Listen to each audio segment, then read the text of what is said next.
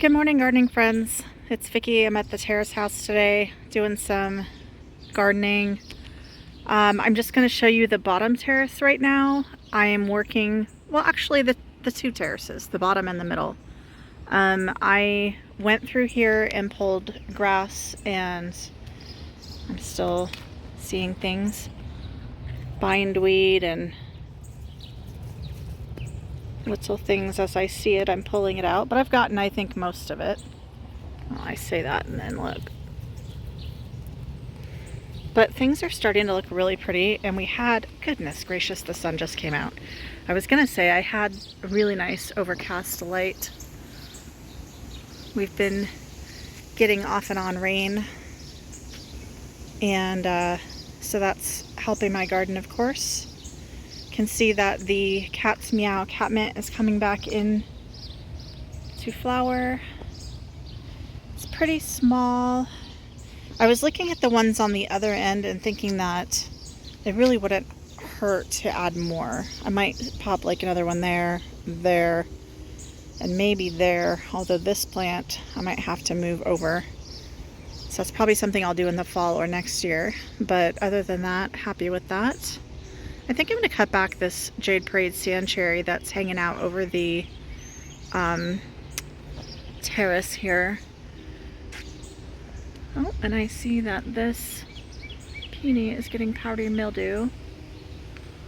The sage is looking great. My garden sage here, which I've just kept trimmed kind of like a little hedge, or a bush, I guess. All of my creeping sedum is filling in underneath lots of different plants. This is the hardy hibiscus. We can now see tons of blooms or buds getting ready to bloom, so that's exciting. We're at the time of year when this will start flowering for us. I still have, I can see 4 verbascum, 1, 2, 3, and 4. I left those up because they are narrower and they do still have a little bit of yellow flower. That one's almost completely done. Anyway, I don't know if you remember, but there was a huge one right here. And I did just pull that out before I started videoing this because I really want to be able to see the purple sage and the pink coneflowers that are really coming into bloom behind it. So it was time for that one to go. But yeah, back down to here. Daisies. I did some deadheading, so I've got all the daisies, and the pincushion flowers are deadheaded. I even deadheaded, I'd say probably half. I just went in and cut individually the little brown stalks off of the purple veronica here. So I left the ones that still had a decent amount of color on them. Oh, these little yarrows that I bought that said that they were like it was like a wine color, like a maroon almost. Yeah, they're totally pink. Pink, pink, pink. So that's not the color that I intended to plant over here. However, pink yarrow is really my favorite of the yarrows. I also really like this peach one, the peach sky yarrow. So it's fine. They'll look pretty next to this. Gets like a maroon red flower when these start opening up their buds. So those will look pretty. Getting the first of our orange ditch lilies to open. This is what those look like. When this entire stand is open, it really is breathtaking. I love these orange flowers. I love that they're tall.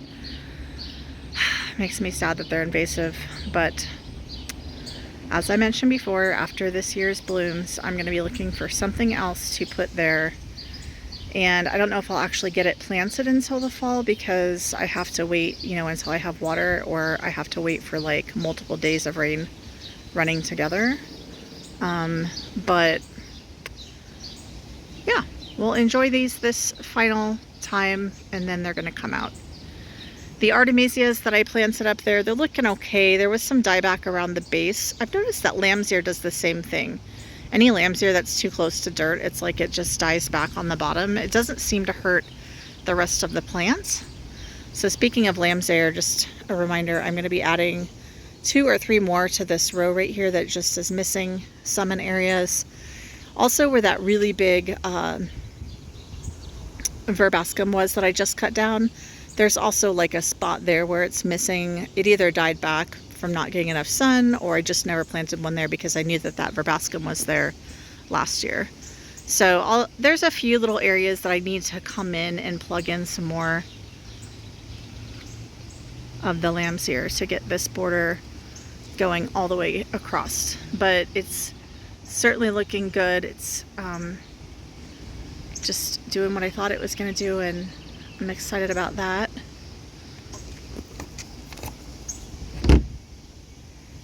So here's my pink salvias, flushing back after they were cut, looking good.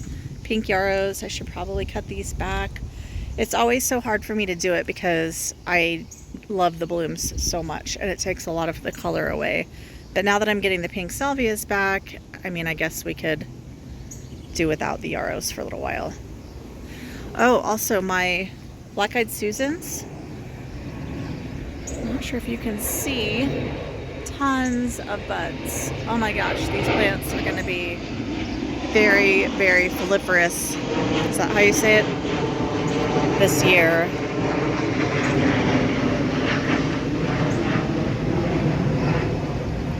So moving on down here to the sedum and cactus part of the bed. Always really love this area of the pink and the kind of pale blue-green of the cactus and the different colors of the potato vines and sedums, different sedums in here. I have an artemisia in there for some more silver color. Oh, speaking of potato vines, we're at that lovely time of year when they finally cover the cracks in my wall sufficiently so that you can't really notice them. So that's fantastic. What is today? June. Might have even been on my last video. I'd say, so let's say around the 3rd week of June is when those are typically reaching that point where they're covering up the cracks for the most part. But I really like the 2 colors next to each other. I'm glad I decided to do that. So yeah, like I was saying over here, I could definitely add some more of this Cat's Meow catmint. I should try to take some cuttings and grow this because I've heard it's pretty simple, but I've never tried that before, at least not with catmint. The Purple Prince is starting to do what I like, where it starts getting like the multiple colors, the green growth on the top, and then it's like a more red underneath, and then the underside of the leaf is like a purple. So this plant, and it's not even anywhere near as big as it's going to get by the end of fall, it gets so full and just so beautiful and lush. I absolutely love the foliage of that plant. This hibiscus is also starting to form up buds. Seems to be a little bit further behind than my other one, but this is a different type. This one gets pink, like a light pink flower. Some more yarrow. This is my other patch of, what do you call it? Black-eyed Susans. My Russian sage is looking really tall and pretty up there. That area kind of here along the wall is more of that purple, or not purple, orange ditch lily that should start blooming soon. Right here, my yellow coneflower appears to be done blooming. I was thinking about cutting those stalks back. I don't know if it would send up any new ones. And I do want to leave, I think those are really cool looking seed heads, and I think that I'm just going to leave them this year for the birds, and hopefully it will reseed. I would like to have some more of that flower. And then in years to come, I'll experiment with cutting it back and seeing if it reblooms or anything. I'm not really sure. I think that pretty much covers it. for these two terraces. I don't want to show you the upstairs part around my rose garden and the garden by the porch. I haven't, gotten it mowed yet, and it's just really getting out of control. It looks terrible. Like, for example, you see this part of my health strip? Yeah. All of that needs to get removed so that I can get it looking like this part of my health strip, which I just weeded all the grass, every last speck out before I went on vacation, and I can see weeds and grass and stuff growing up. I don't know what I'm going to do about this runoff spot. This keeps happening every time that it rains, and I'm not really sure what I'm going to do about that. I know that, like, if I stuck some rock in there, that would work, but then I have just a random strip of rock. So I'm going to have to think about this for a while, but I need to get in here and reweed this again and finish that whole area and mulch everything. And then this is just going to be continual maintenance, really, until my little ground cover starts spreading and filling out the area. And then it will prevent weeds, and it'll also eventually make it so I don't have to mulch. So that's the end goal for this terrace, is to have it completely filled in with this ground cover right here, which is called Ground Hug Aronia. And it gets pretty little white flowers with a hint of pink, and then it gets berries in the fall. And it's a native, so it'll help out the insects and animals and stuff in my part of the world. The hollyhock over there is still looking fairly pretty from afar. If you get too close to the flowers, they're looking kind of brown, then some of them are anyway. When I first pulled up here today, there was a man out here with a camera taking pictures of my hollyhock. And I don't know if he got any other pictures of my garden before I pulled up, but shortly after I pulled up, he walked up, just walked off. So he's probably just somebody that lives in the neighborhood, but I mean, it was like a real camera. It wasn't like a phone camera. So he clearly went out with the intention of taking pictures. So that's cool.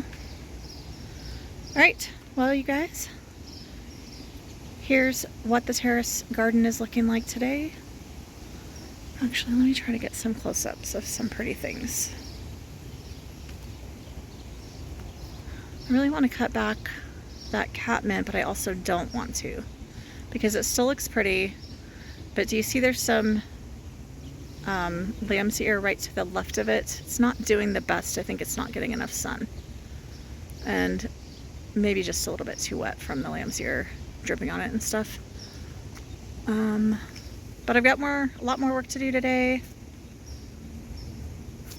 I should get up into the second level and show you guys more stuff. So there is one thing that I'm really happy about. I came back from vacation, and all of this pink Gara that I planted in this little arch, it was looking really bad before I left. It was like all crispy and dried up. It has sprung back beautifully. And then also these little mums that I planted here in early spring, they're like little orange mums, supposedly. Those all look really healthy too. So I've got this cute little arch thing going.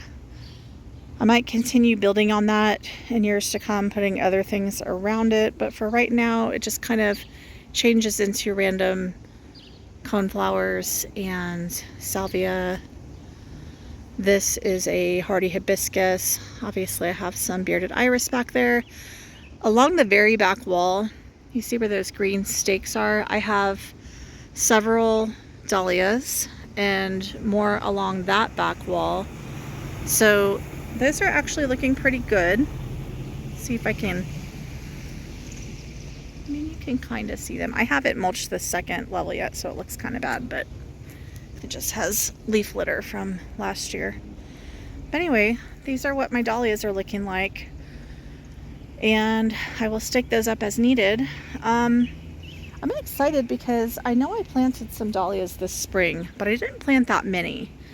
And as all of these started popping up, and I even have some down here too. Do you see these? I am 99% sure that several of these are actually from last year. And dahlias are not supposed to be hardy in our zone.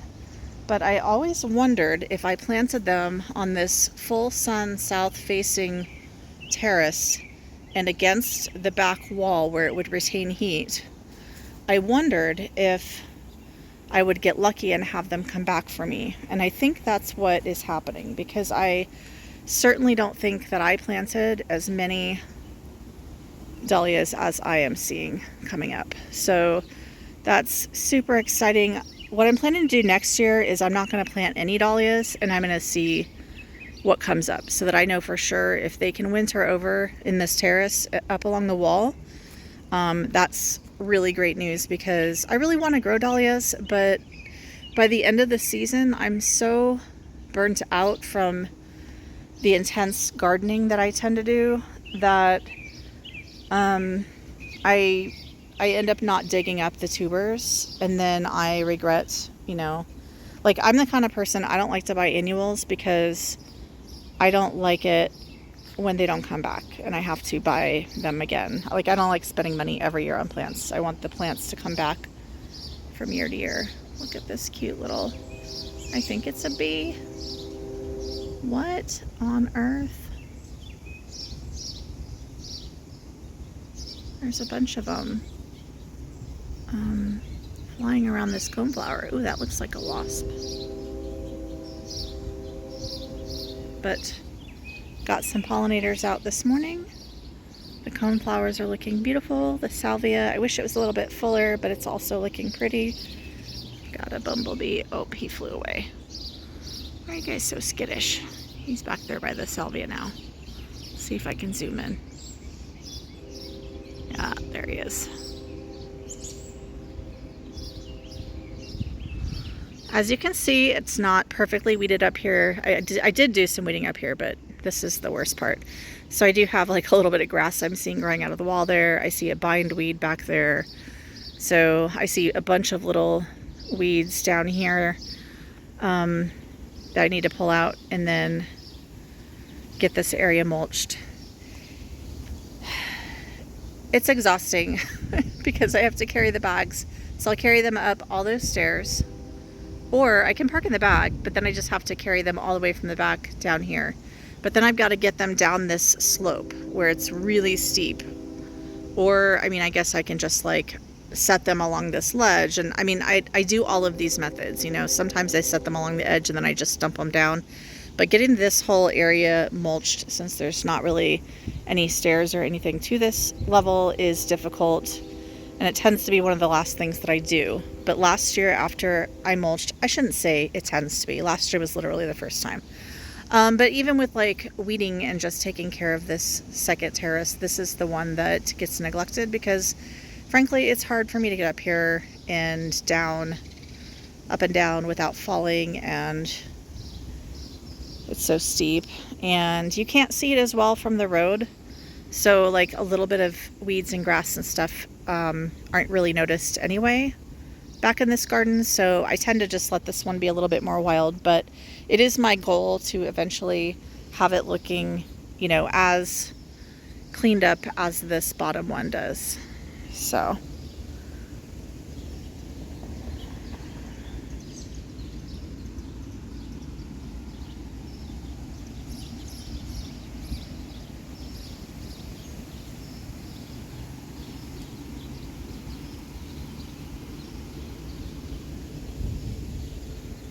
here's the lamb's ear from above.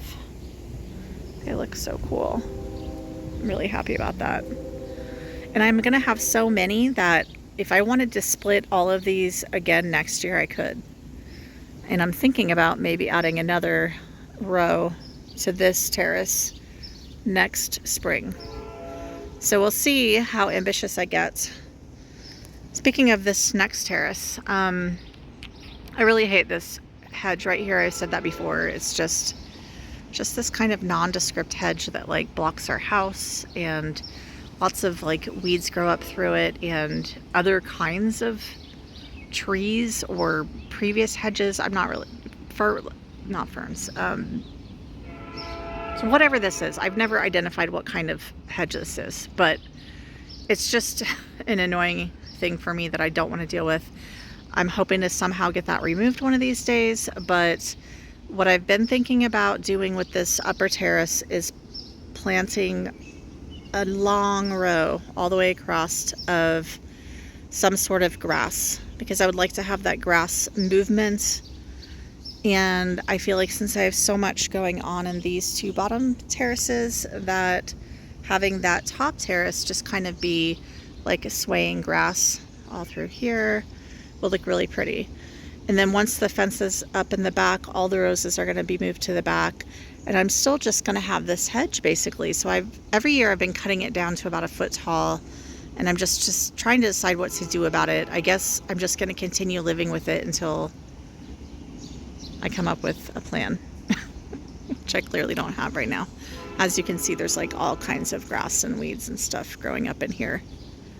So just from afar, you can see my elderberry. I limbed that up today. I'm trying to grow this elderberry so that it's like clean toward the bottom where I have those spirea shrubs, and then I want it to look like a tree almost. So every year I'm just coming in and cutting off all those lower limbs. I'll probably do the same thing with that other elderberry over there, my black lace, but that one is at least prettier, the foliage, so that if I do let it grow as a shrub, it looks pretty anyway. So okay, I said I was going to be done and then I continued. Sorry, I just love looking at my garden, but it's time to do more work, and I will talk to you guys later. Okay, part 2 today. Just want to document that I mowed in case my mortgage company starts sending those people out again, but supposedly they're not going to do that. But anyway, I did mow. It's starting to get really difficult to mow around the things that the builders keep leaving here. Last time I talked to them was yesterday. They said that they have submitted the new updated plan with the new foundation issue and adjustment to the city. So we are now waiting on that approval.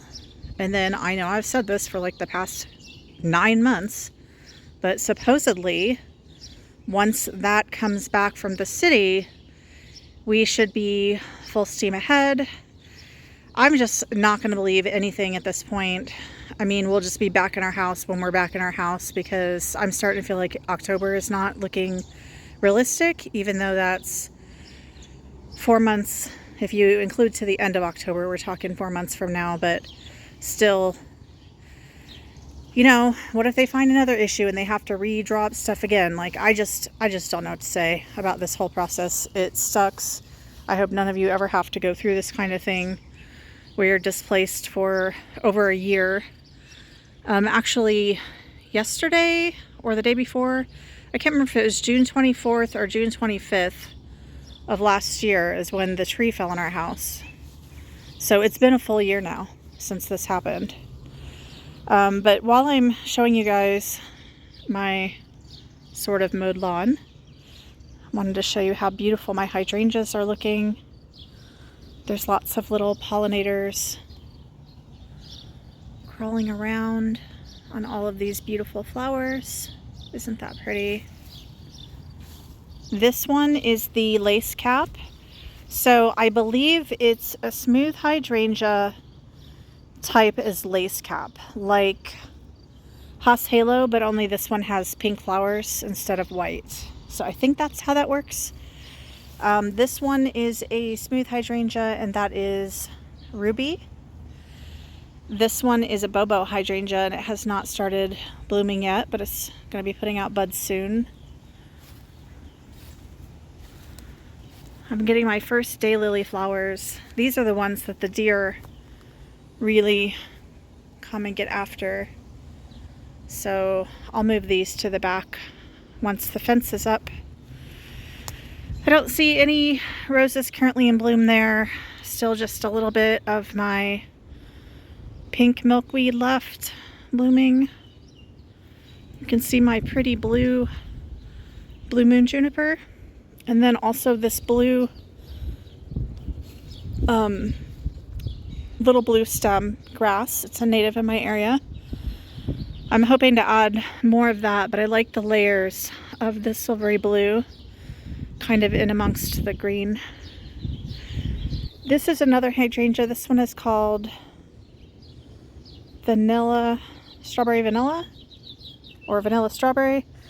I don't see any blooms on this, so I think maybe the deer are eating it, because there probably would be some at least starting by now, and I'm not seeing any. This little hydrangea is my limetta. I showed you guys this on the last one. Here's another little blue stem grass. This is my 9-bark that I know the deer are eating that. This is like the 4th year that I've had that, and this is how small it is.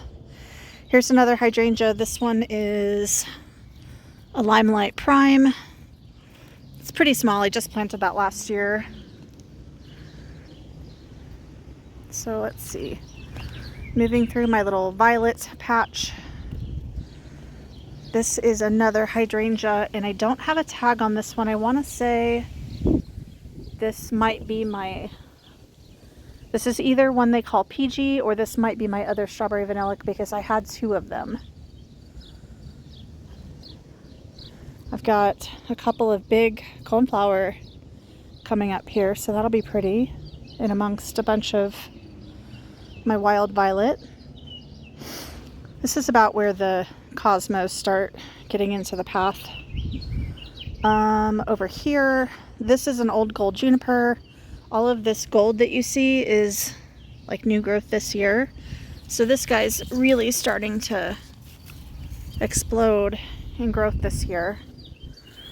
That wood right there is from our aquarium that just got kind of tossed out here. So eventually when we move back in, I should probably move that, because the construction is going to get pretty close and I don't want them throwing that away.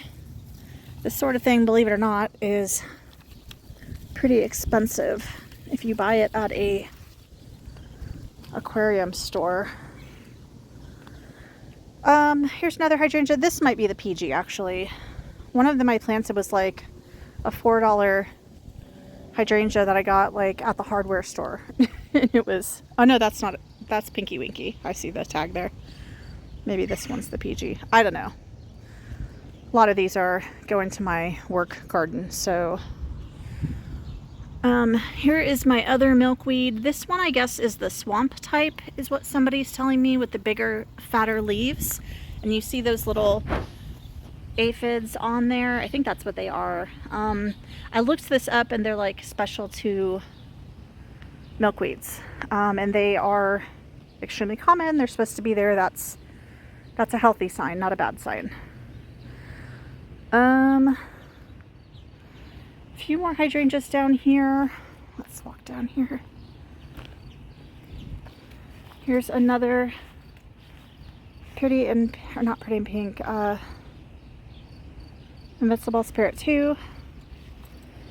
That's my daughter's peach tree. This is another hydrangea. I'm not sure what type, but it is sure struggling.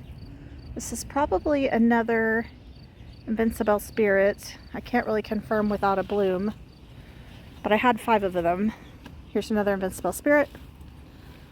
This is my butterfly magnolia tree, and another hosta below.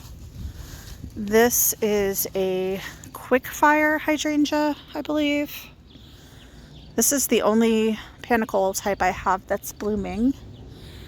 And then I have another Invincible Spirit 2. Aren't those pretty? This is the first one I showed you, I think. There's just one more thing I missed. I want to go back up here and show you, because it really is pretty, and I kind of don't give it the credit it deserves. Walking through the cosmos. This plant is my obedient plant, which is up to my waist now in height. Didn't think it was going to get that tall. But look, I have another verbascum, so next year this will be a tall yellow stalk. But this is what I came to show you, this spiderwort. And this is a native plant in my area. It is actually pretty, at least from afar it's pretty. It's the sort of thing that I want in my meadow garden, but I don't know if I would like it in a more manicured area. But they are really pretty. And remember, it's important to plant natives to your own area. So if you're watching this and you live in Australia or England or Africa or, you know, wherever, different part of the US, do some research into native plants for your zone or your area, because the insects need them. The insects are starting to die off, and the birds don't have enough caterpillars for their babies, so the birds are dying off. And it's all because basically we're taking up all of their plants for, you know, we're putting in farmland, we're putting in homes with just lawns, and for the most part, maybe most people have a few shrubs or something, but they don't really have a lot of native plants. They don't have much diversity. And not only diversity, but you need to have enough of one thing. So for example, it's not just enough to have one butterfly weed. You should have a patch of butterfly weed if you hope to help out the monarchs and, you know, whatever kind of butterfly that they host. And that goes for all the plants. So you want to do, like, if you can, I would say like maybe 5 minimum instead of like just 1. Makes it easier for them to, you know, survive. If you lose 1 or 2, you still got a few left. Makes it easier for the insects to find it. And for it to, I guess, grow in size probably. I just think that overall, whenever possible, plant native plants. Try to plant like 5 of them minimum. Get yourself a nice size little patch. And then you should have success in helping out the environment and making your patch or your garden look better. So this is what I got done so far. Now let me show you this area over here, because my big job in this property is to get all of this grass and weeds and stuff pulled out. I need to mulch this area to prevent more from growing up again. Do you remember I had pulled all along this whole edge? I pulled out all the tall grass and stuff before I went on my vacation, because when I mow I can't really hit that spot, and I don't want to come over here with a weed whacker every time. And I can't get in my shed right now, and it's just a bunch of problems. Anyway, it's all grown tall again. So it's just this annoyance that I have to deal with this again. But it's that time of year where everything's growing super fast. So yeah, I really need to get in here, get all this grass pulled, put down more mulch so it stops growing up. And same thing on this side. This bed is getting completely taken over by grass and everything. After the person cut down all of my plants in this bed, I just kind of gave up. That was like a month and a half, maybe 2 months ago now, and that was like really breaking my heart. But a lot of the things are growing back, so I just need to get them unburied by all these weeds. I don't think this is going to come back. This is my Aphrodite sweet shrub, I think is what it was called. Anyway, does not seem to be coming back, sadly. And I really liked that shrub. So I'm going to be replacing that. May or may not go in that exact same location. But as you can see, still kind of a mess up in this area. So But I've already been here for like 4 hours today, so I don't know that I'm gonna do any more. Kind of need to mow at the other house too. So I think I got things tidied up enough. I did weeding on the lower terraces and I mowed. This area is just gonna look terrible no matter what because of the construction, so I'm trying not to be stressed about that. And I guess that's it. All right, that's it for today. Talk to you guys next time.